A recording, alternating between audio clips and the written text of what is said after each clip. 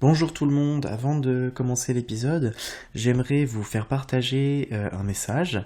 Il y a quelque temps, face à l'explosion des luttes antiracistes, des manifestations Black Lives Matter, je me suis rendu compte que j'avais une plateforme ici, que des gens écoutaient un petit peu ce que je disais dans le podcast, et que j'avais la possibilité, moi aussi, de partager un petit peu un message de tolérance et d'amitié globale, parce que c'est un petit peu l'objectif de mon podcast. Et dans cette optique, j'ai fait un appel au témoignage et à l'expression auprès des personnes qui m'écoutent. Donc j'ai eu un message de la part de Ludwig que je voulais vous partager particulièrement. Il dit: je voudrais simplement profiter de ton podcast pour rappeler à quel point il est important de ne pas dépolitiser la lutte contre la violence policière en partageant les images de policiers à genoux. La mobilisation actuelle se bat contre la violence institutionnelle et non contre des individus racistes isolés. Et individualiser le racisme dans la police et ainsi omettre le caractère institutionnel, c'est garantir la pérennité de l'impunité policière.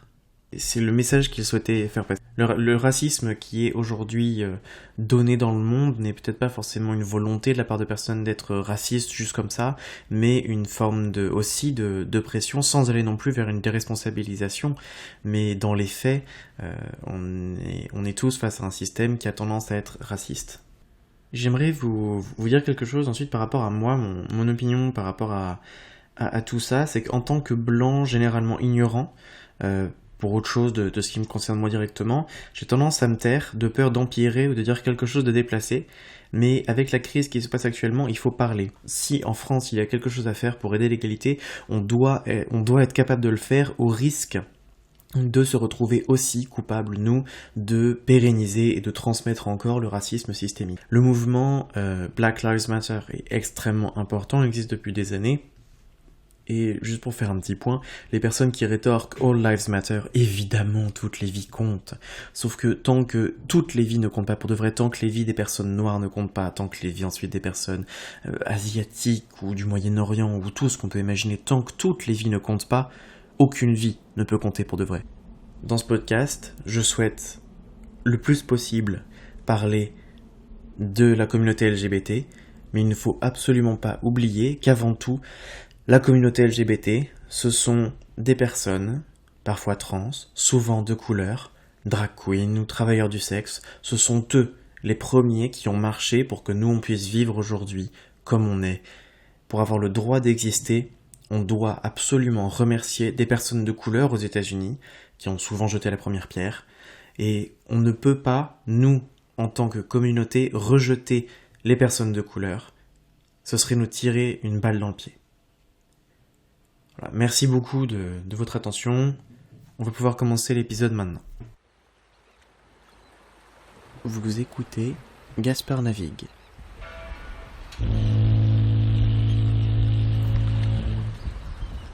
Un podcast où je navigue vers un monde plus tolérant. Bienvenue à bord. Je suis votre capitaine, Gaspard. Bonjour tout le monde, bienvenue à bord, bon retour dans Gaspard Navigue. Merci d'avoir partagé les épisodes précédents et continuez à le faire parce que plus on est de fous, plus on rit et plus je peux vous présenter des invités intéressants. J'espère que vous allez bien, c'est un plaisir de vous retrouver pour cette dernière partie de ma discussion avec David où on parle de pourquoi il a arrêté son métier d'escort boy. Je n'ai pas vraiment besoin de vous expliquer ce que vous allez entendre, laissez-vous porter par la discussion entre David et moi dans ce dernier épisode. Comme toujours, je suis impatient de continuer la discussion sur les réseaux sociaux, et si vous êtes intéressé, je pourrais probablement vous proposer un épisode épilogue où David et moi pourrons répondre à vos questions. Alors rejoignez les discussions sur les réseaux sociaux, #GaspardNavigue.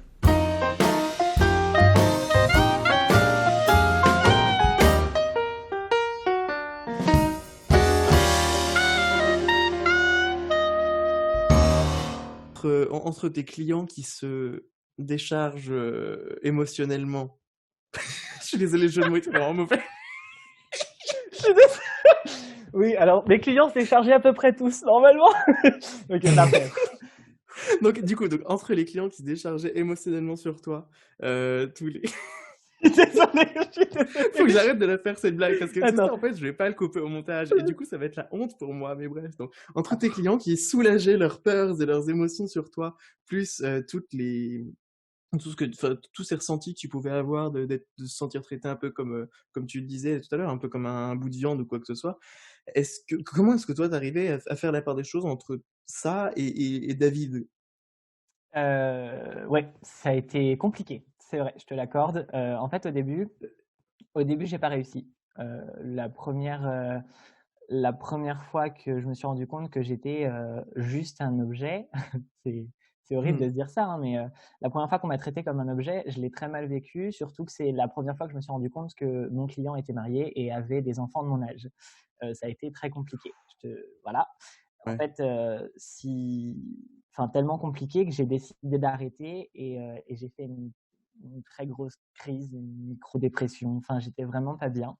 Et c'est là qu'en fait, j'en ai parlé à mes amis proches de l'époque qui ont eu un très, très bon rôle à jouer dans ma vie. C'est-à-dire qu'ils m'ont vraiment accompagné. Ça a vraiment été des crèmes. Je me suis rendu compte que ce que je faisais, c'était mon choix et qu'ils l'acceptaient totalement. Et à côté de ça, qu'il ne fallait pas que je me laisse démonter par le Mmh. genre de gars qui me prenait seulement comme un sextoy, quoi. Et je les en remercie énormément d'ailleurs. Mais à Mmh. côté de ça, j'ai au fur et à mesure développé une espèce de carapace, euh, Mmh. donc autour de ma personnalité, ma vraie personnalité. Et c'est mon Mmh. rôle, c'est David qui prenait peu à peu en fait le dessus sur moi, si bien que ça a découlé sur pas mal de problèmes en fait.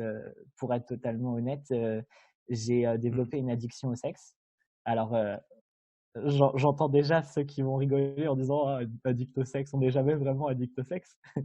Mmh. Bah, je leur souhaite pas de voir, comment dire, sa vie changer, au à tel point que tu allais en cours la Oui. journée, Mmh. que tu voyais tes amis jusqu'à 23h, minuit le soir parce que, bah, tu passais des bons moments, et puis qu'à 00:30 tu avais ton client qui venait, et puis qu'à 1h30 il y en avait un autre qui venait, et puis après, bah, tu pouvais pas prendre d'autres clients à cette heure-là, c'était beaucoup trop tard. Alors du coup, bah, tu allais sur, une certaine application qu'on connaît tous, et puis, bah, Oui, j'en parle un épisode sur 2 hein, tu c'est peux vrai? mentionner Grindr, je crois.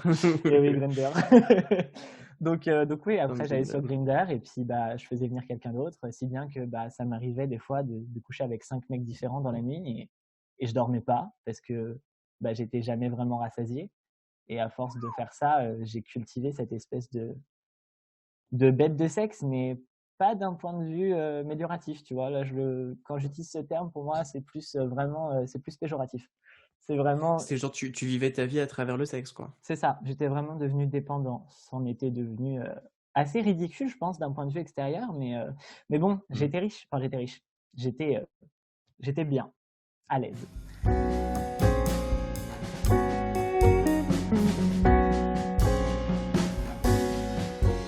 Ça t'est venu tout seul, l'idée de faire ce travail? Ou est-ce que tu as rencontré quelqu'un? Ou est-ce que, je sais pas, comment est-ce que ça t'est venu l'idée? En fait, c'était bizarre parce que c'était, totalement indépendant de ma volonté, à la base. C'est-à-dire que je venais d'arriver, donc sur, le Bourget, nouvelle vie, la famille était loin, j'étais indépendant, enfin, c'était, le rêve. Mmh. Et donc j'ai commencé à me dire: «Bon, bah, voilà, maintenant, tu es étudiant, tu vas pouvoir avoir une vie sexuelle, dévergondée, tu seras plus obligé de faire, 30 kilomètres dans ton patelin pour essayer de trouver un mec à ta potable». Bref, et donc du coup, j'ai commencé à aller sur Grindr, et sur Grindr, j'ai discuté, je me suis aperçu que j'avais certains trips. Donc comme je te disais, j'avais discuté Mmh. avec un mec un peu plus âgé, il devait avoir la quarantaine à peu près. On s'était super bien entendus, on avait beaucoup rigolé, on avait partagé, des photos et autres. Et donc il avait fini par venir chez moi. Donc bah, la première fois que je couchais avec un mec dans mon nouvel appartement. Et donc on avait passé un super bon moment. Et en fait, le gars est parti dans la nuit. Et il est parti en mode, il voulait pas me déranger. Et je pense qu'il avait certainement mieux à faire le lendemain. Enfin, je sais pas trop, mais. Mmh.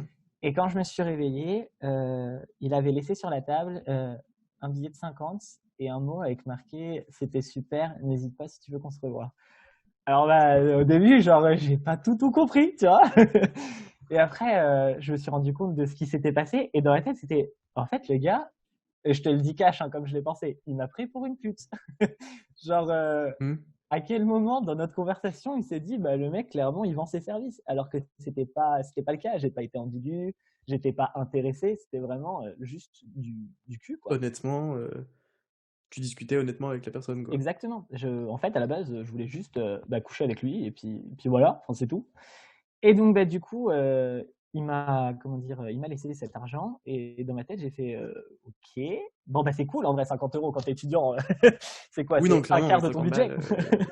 Oui, à peu près, oui, à peu Voilà. près. 50 balles, c'est 2 semaines de course tout seul, ou alors ouais, Exactement. une semaine avec Pierrick, ouais. Donc, du coup, bah, j'ai été refait et je me suis dit, eh, mais en fait, bon, alors, je suis boursier, hein, en soi, je manque de rien. Enfin, je manque de rien, mais en même temps, je vis pas dans l'excès non plus, hein. C'est-à-dire que c'est pas la grosse marade au niveau shopping, hein, qu'on se le dise. Oui, non, ça saurait si les boursiers Voilà. vivaient tranquillement, quoi. Après, je remercie l'État. En soi, la bourse m'a quand même sauvé la vie, hein. J'étais content d'être boursier. Mais bon, tout ça pour dire que du coup, je me suis dit, eh, mais en fait, il y a moyen peut-être que, et c'est en discutant avec un autre gars sur Grindr que je me suis rendu compte qu'il existait un site où tu pouvais avoir un profil justement, et c'est là que tout a démarré. T'as un peu abordé le sujet tout à l'heure, mais comment est-ce que t'en es venu à arrêter, du coup, on va dire? Alors, j'en suis venu à arrêter déjà pour la première raison, c'est que j'ai rencontré quelqu'un, mon copain actuel, qui du coup était très charmant et très attentionné et très apte à me, comment dire, à me combler émotionnellement, chose qui commençait gentiment à me manquer avec mes pratiques. Parce que oui, j'étais heureux Mhm. sexuellement, c'est sûr, mais à côté de ça, personne m'aimait vraiment pour ce que j'étais, quoi. Enfin, Hmm. c'était très compliqué. Oui, ils aimaient un fantasme et un corps. Il m'aimait pour une heure, voilà. Hmm. Oui, voilà, ouais, ouais. Donc j'ai trouvé donc mon copain. Alors ça n'a pas été du tout facile au début, hein, que je te le dise. C'est comme toute drogue, il faut réussir à se sevrer. Le sevrage, Parce que du dis-moi. coup, ouais, tu devais en même temps te remettre d'une addiction au sexe en même temps que t'es avec ton copain, parce que vous étiez monogame ou... Ouais, ouais, c'est ça. À la base, relation monogame. Donc je suis passé de 4 à 5 partenaires par jour à un seul. Ça a été pas simple. Il y a cette raison-là, mais il y a aussi la raison de comment dire, de la vision déformée que j'avais de l'argent. Si bien que pour moi, 20 €, c'était 20 centimes à l'époque. Tu vois ce que je veux dire?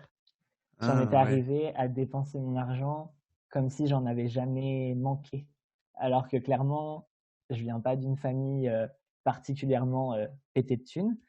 Ouais. Du coup, ça a été, je me suis vraiment rendu compte que j'étais en train de me déshumaniser. Ça devenait n'importe quoi. La dernière raison, c'est que euh, à côté du fait que j'avais aussi des plans cul, enfin, j'avais pas que mes clients, j'avais aussi des plans cul, bien évidemment. Je ne pouvais pas me suffire de mes clients.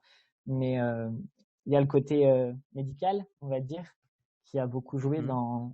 dans le fait que j'ai arrêté parce que j'ai bah, en fait, j'ai eu très souvent des chlamydiés, des gonocoques. Ça Et a pourtant, tu te vraiment protégeais? pas. Et pourtant, je me protégeais. En fait, si tu veux, alors, moi, c'est mon avis personnel, hein, mais quand je faisais donc mon affaire avec mes clients ou avec mes plans cul, je me protégeais toujours quand il s'agissait de sodomie. Par contre, pour ce qui est des préliminaires, c'était rare, voire inexistant, le fait que je mette une capote pour me faire sucer. Hmm. Et ça, je pense que c'est le cas de beaucoup de gens, sauf que beaucoup de gens ont tendance à oublier que la gorge fait partie des endroits où on peut facilement transmettre une MST. Mais un jour qui n'était pas fait comme un autre, j'ai chopé la syphilis, donc maladie qui en soi peut se guérir de nos jours, bien évidemment, mais qui restera à jamais marquée sur mon bulletin de dépistage en tant que positif sur le deuxième marqueur, puisqu'il reste une cicatrice ADN en fait. Donc voilà, Ah ouais. j'aurai toujours un rappel à chaque fois que je ferai un dépistage de ce qui s'est passé dans ma vie avant. Mon médecin me l'a dit, hein, et je pense que c'est ça qui m'a fait réagir à l'époque, c'est vous avez eu de la chance, là vous avez eu la syphilis. Alors, c'est grave, oui, mais ça aurait pu Hmm. être autre chose. Et là, mon médecin m'a dit, vous savez, on a diagnostiqué des cas de VIH dans la ville voisine. Poitiers, en fait, pour être totalement exact. Mmh. Et en fait, quand les patients venaient voir leur médecin, il leur disait non, non, mais moi, je couche avec des mecs sans capote pour leur transmettre parce que je suis en colère. C'est terrifiant qu'on en arrive là et ça montre le malaise des personnes, atteintes, je pense. Clairement, clairement. C'est malheureusement pas avec ce genre de comportement qu'on va réussir à endiguer le problème un jour. Je pense que c'est symptomatique d'un mal-être ou d'un traitement de la part de la société qui aboutit à cette colère peut-être chez les personnes atteintes du VIH.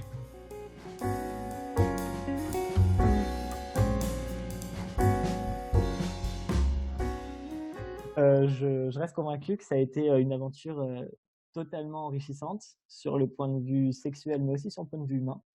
Et je regrette absolument pas d'avoir tenté l'expérience, quoi. C'était un moment particulier. Je pense que si jamais j'avais des problèmes financiers, ce qui n'est pas le cas aujourd'hui, puisque j'ai un job que j'adore par-dessus tout et qui me comble financièrement, je pense que si j'avais des problèmes financiers, je retenterais l'expérience, mais de manière plus réfléchie, plus posée. Que, je sais pas, j'aurais peut-être 1 ou 2 clients par mois, histoire de mettre du beurre dans les épinards, expression que j'adore. Tu vois. Ça va avoir un goût bizarre, tes épinards. Non, c'est trop bon. Je préfère la crème avec les épinards, mais bon, je te l'accorde. Putain. Il n'y a que toi qui l'as vu là. Moi, il n'y avait rien de. Je préfère vraiment la crème dans mes épinards. Oui, bah attends, c'est bon. Hein. Après, faut pas me pousser trop loin. Ouais, bah, si tu changeais complètement, ça me ferait bizarre. Hein, je te reconnaîtrais plus.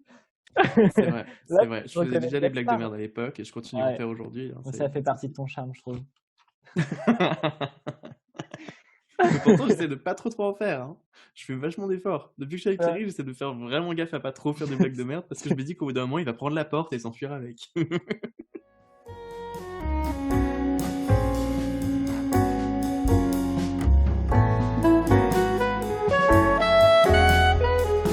Merci d'avoir écouté notre discussion avec David. N'hésitez pas à retourner écouter les épisodes précédents et partager vos questions et remarques en utilisant le hashtag #GasparNavigue ou en m'identifiant directement. Si vous êtes intéressé, je vous proposerai un épisode épilogue où David et moi répondrons à vos questions. C'était un plaisir de vous avoir à bord. Faites attention en descendant de l'embarcation. À la semaine prochaine. Si vous avez aimé cet épisode, n'hésitez pas à vous abonner et laisser un commentaire sur Apple Podcast. Rejoignez-moi sur les réseaux sociaux, Gaspard Navigue partout. Si vous souhaitez me soutenir encore plus loin, le lien de mon Ko-fi est disponible dans la description de l'épisode.